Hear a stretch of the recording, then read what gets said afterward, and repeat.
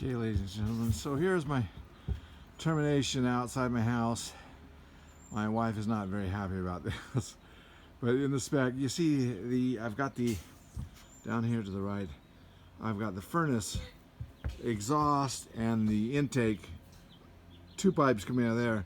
So in the manual it says you've got to have 60 inches. 60 inches between those, and then I had a little snorkel over here.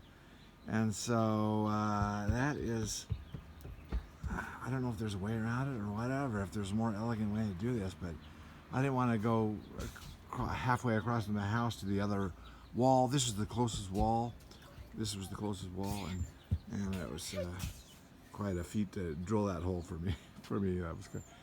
And my PVC pipe here is just dry fit right now, and I can move it around as need be. I'm trying to decide what I want to do with that.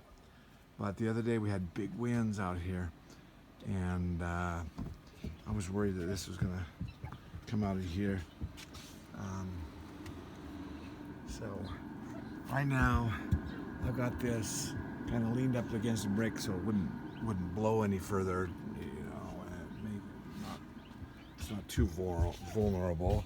Oh, and there's a little, it's a wet spot, which I guess is a condensate that's coming out, but technically it goes back towards the hot water heater.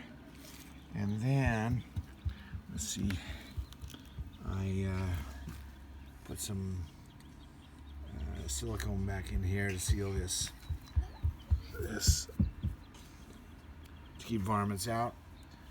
And this is, I haven't glued it yet. I'm trying to wait to decide what to do. This is not my final answer, but I am wondering if you have any ideas, please let me know. But this is not very elegant, but I'm loving the hot water and not hating it. I wish I didn't have this furnace venting over here, but venting and intake right there. So anyways, one thing at a time. It's always something.